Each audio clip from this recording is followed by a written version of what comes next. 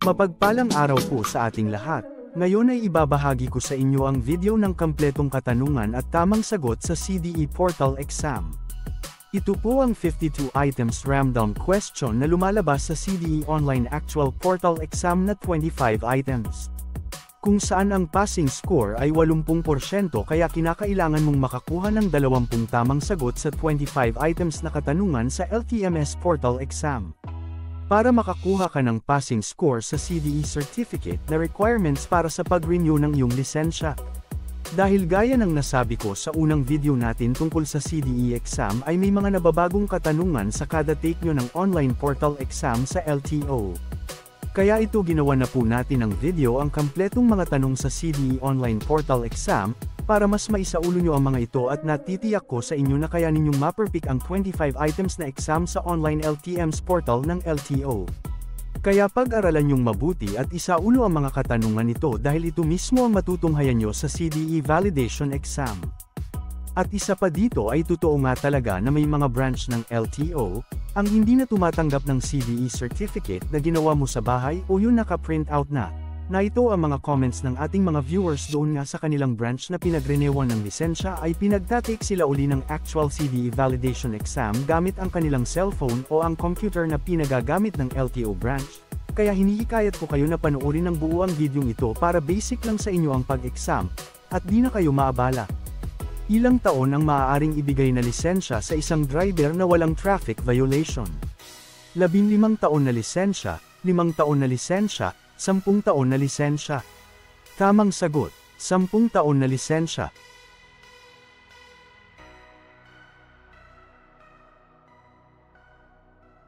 Sino ang mananalo kung ang bawat partido ay hindi malampasan ng stress o tension?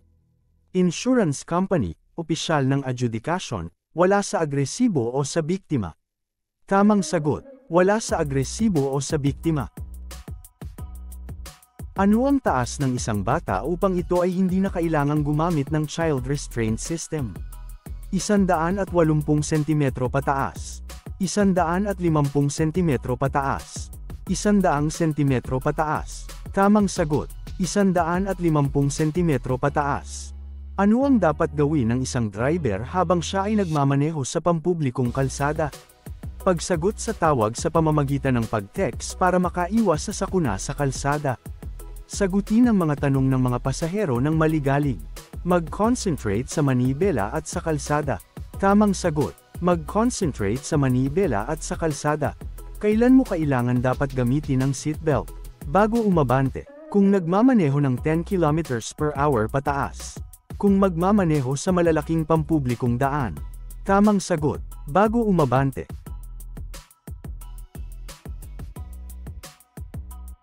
Ano ang maaaring ibigay na klasifikasyon ng lisensya sa mga bagong aplikante nito?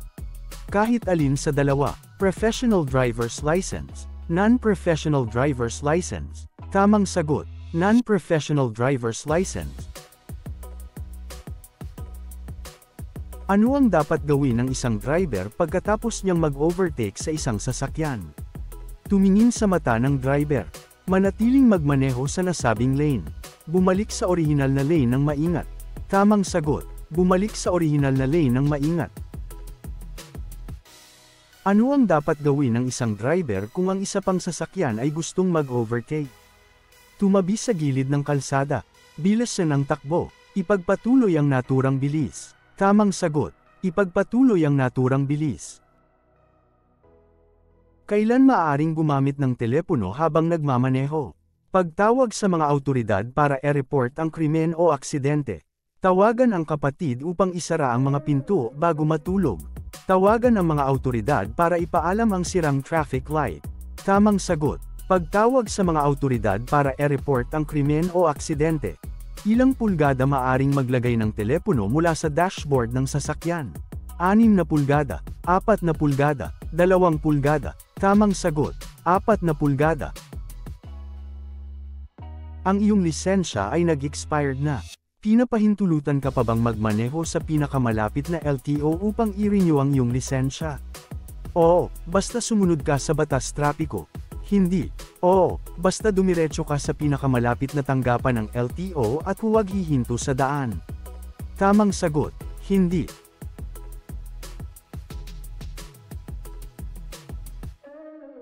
Ano ang mga kailangan para sa pagpaparehistro ng sasakyan?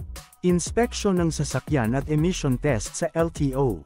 District Traffic Enforcement Clearance. Anti-carnapang clearance. Tamang sagot, inspeksyon ng sasakyan at emission test sa LTO. Maari ka bang magmaneho ng motorsiklo kung ang iyong lisensya ay may DL Code B? Hindi, maliban kung pinahintulutan ng traffic enforcer. Oo, hindi. Tamang sagot, hindi. Kailan maaaring hindi gumamit ng child restraint system ang isang bata? Kung ang bata ay mahuhuli sa kanyang schedule sa ospital. Kung ang bata ay papunta sa eskwelahan. Kung ang bata ay nangangailangan ng agarang lunas o medikal. Tamang sagot, kung ang bata ay nangangailangan ng agarang lunas o medikal. Ano ang dapat kulay ng headlight? Puti o dilawang puti? Pula, kahit anong kulay ay maaari. Tamang sagot, puti o dilawang puti. Ano ang dapat na kulay ng ilaw ng plaka? Anumang kulay ay pwede. Pula, puti. Tamang sagot, puti.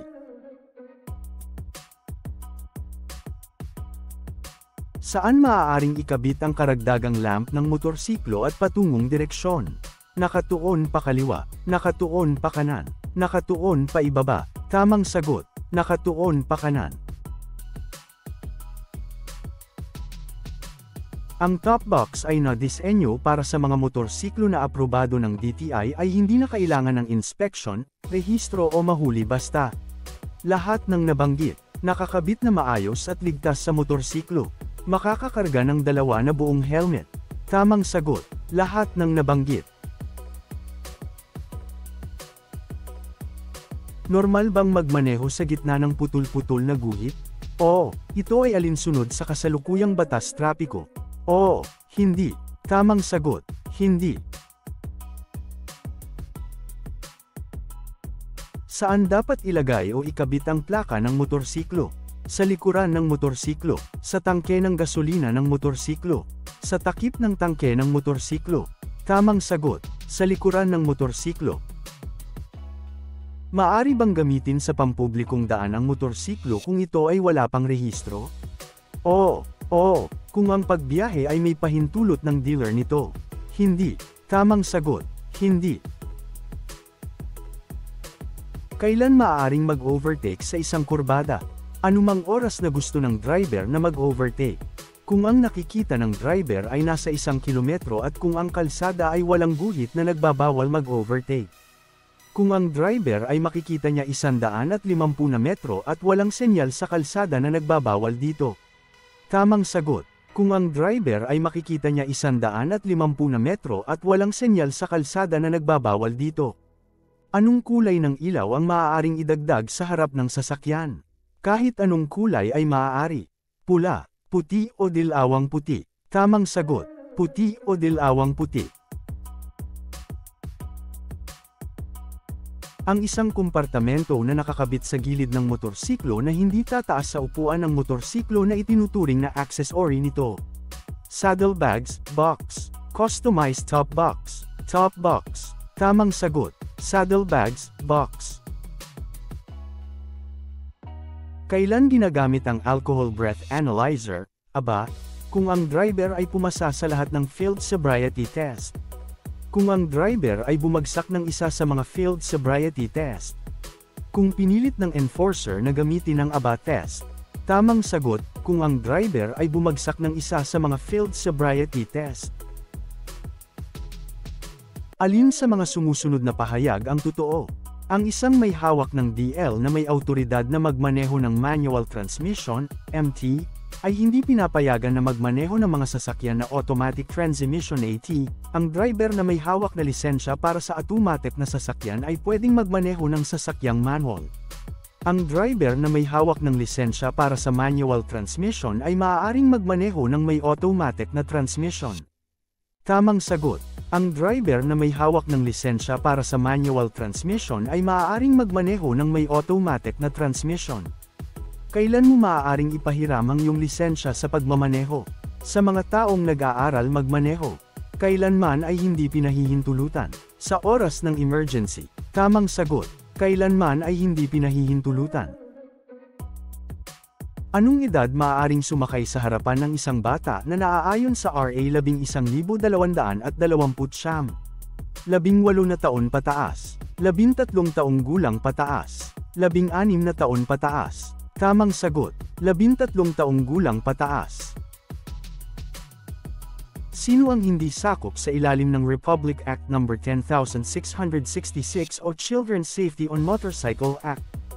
Lahat ng nabanggit. Mga batang nangangailangan ng agarang atensyong medikal. Mga batang papasok sa paaralan. Tamang sagot, mga batang nangangailangan ng agarang atensyong medikal.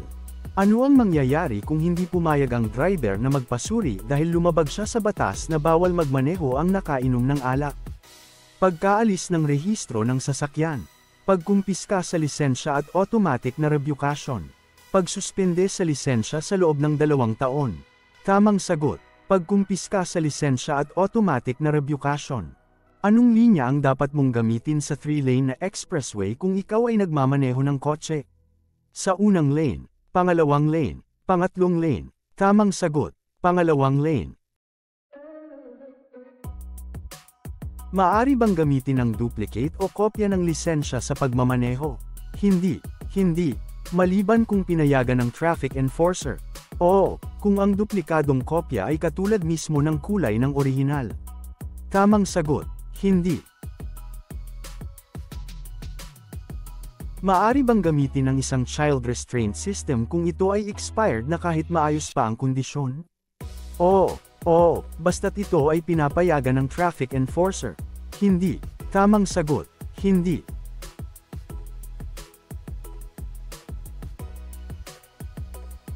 Kailan maaaring hindi gumamit ng child restraint system ang isang bata? Kung ang bata ay may kapansanang pisikal o mental. Kung ang bata ay ayaw umupo sa child restraint system. Kung ang pamilya ay papunta sa mall. Tamang sagot, kung ang bata ay may kapansanang pisikal o mental. Ilang taon ang maaring ibigay na lisensya sa isang driver na mayroong traffic violation? 10 taon na lisensya, 5 taon na lisensya, 3 taon na lisensya. Tamang sagot, 5 taon na lisensya.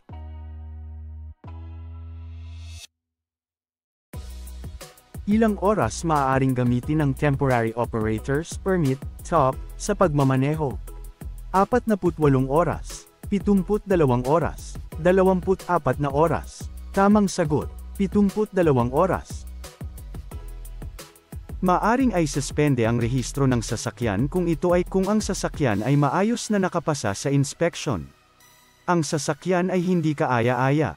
Ang sasakyan ay hindi rehistrado sa nagmamaneho sa oras ng pagkahuli nito. Tamang sagot, ang sasakyan ay hindi kaaya-aya. Sa normal na traffic violation, sino ang maaaring kumumpiska ng lisensya? Kahit sino, basta ang paglabag ay nakapaloob sa RA number 4136. Ang mga ahente o enforcer lamang na itinalaga ng LTO. Kahit sino, basta ang enforcer ay permanenteng empleyado ng gobyerno. Tamang sagot, ang mga ahente o enforcer lamang na itinalaga ng LTO. Ayon sa Children's Safety on Motorcycles Act, ang isang batang wala pang 18 taong gulang ay hindi maaaring sumakay ng motorsiklo sa mga pampublikong kalsada maliban kung ang bata ay komportable na maabot ng kanyang mga paa ang footpeg ng motorsiklo, ang kanyang mga kamay ay maaaring masalikop ang katawan ng driver, at siya ay may suot na karaniwang protection na helmet. Nasa maraming mga sasakyang mabibilis o ang pinato na pinakamabilis na takbo ay lagpas sa 60 km/h. Ang driver ay pwedeng maiakap ang baywang ng batang nakaupo sa harapan ng driver at ang bata ay nakasuot ng karaniwang helmet. Tamang sagot, ang bata ay komportable na maabot ng kanyang mga paa ang footpeg ng motorsiklo, ang kanyang mga kamay ay maaaring masalikop ang katawan ng driver, at siya ay may suot na karaniwang protection na helmet. Ano ang mga pagsusuri na ginagawa upang malaman kung positibo sa alak ang isang driver? Pag-check sa mata, paglakad at pagtayo sa isang paa. Pag-check sa mata, diretsong pagtakbo, luksong lundag. Pagbabasa, pag-awit sa lupang hinirang at pag-inom ng 1 litrong tubig. Tamang sagot, pag-check sa mata, paglakad at pagtayo sa isang paa.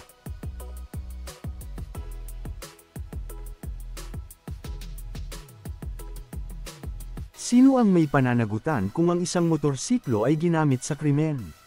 May-ari, driver, backrider. Driver lamang. Driver at sakay nito. Tamang sagot, may-ari, driver, backrider.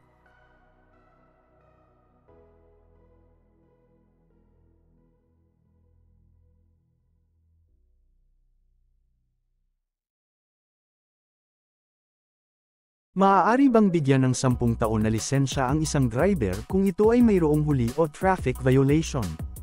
Oo, hindi. Oo, kung ang penalty ay nabayaran 15 taon bago mag-renew. Tamang sagot, hindi.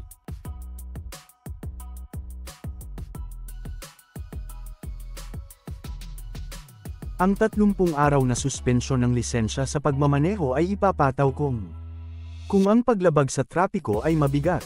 Kung nabigo ang driver na bayaran ang kaukulang multa sa loob ng 15 araw. Kung nabigo ang driver na bayaran ang kaukulang multa sa loob ng 72 na oras. Tamang sagot, kung nabigo ang driver na bayaran ang kaukulang multa sa loob ng 15 araw. Ano ang ibig sabihin ng patay sindang kulay dilaw na ilaw trapiko?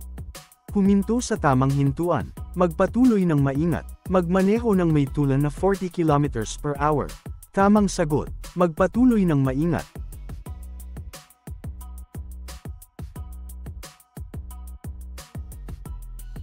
Ang isang fabricated na kompartimento na lagayan sa likod ng upuan ng motorsiklo na itinuturing na isang aksesorya ng motorsiklo. Saddlebags, box. Customized top box. Top box. Tamang sagot, customized top box.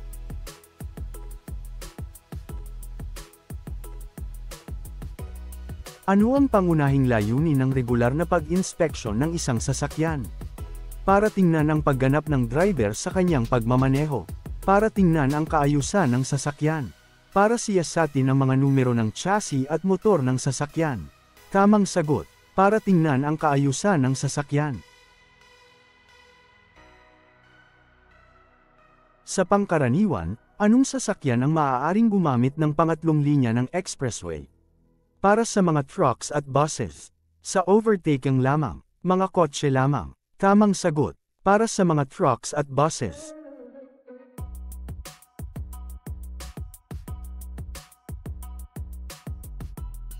Ano ang tamang edad upang magkaroon ng lisensya? 16 na taon, 17 na taon, 20 taon. Tamang sagot, 17 na taon.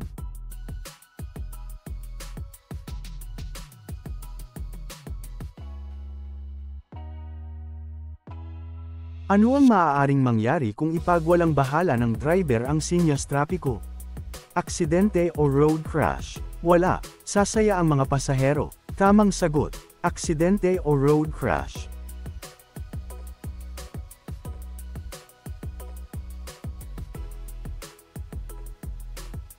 Saan mo maaaring ireklamo o i-contest ang pagkahuli sa iyo?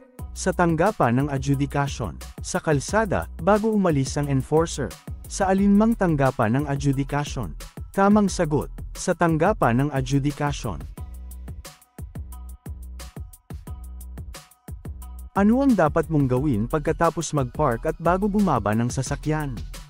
Isara lahat ng mga pintuan. E-switch ang parking brake. Bumusina. Tamang sagot, e-switch ang parking brake.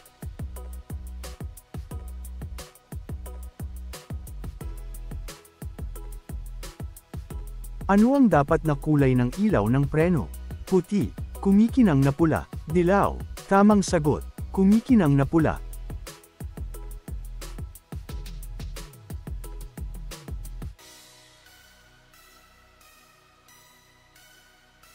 Saan madalas makita ang mga ganitong sinyas trapiko? Bago umabot sa tulay, bago magpalit ng lane, sa poste na tawiran ng tao.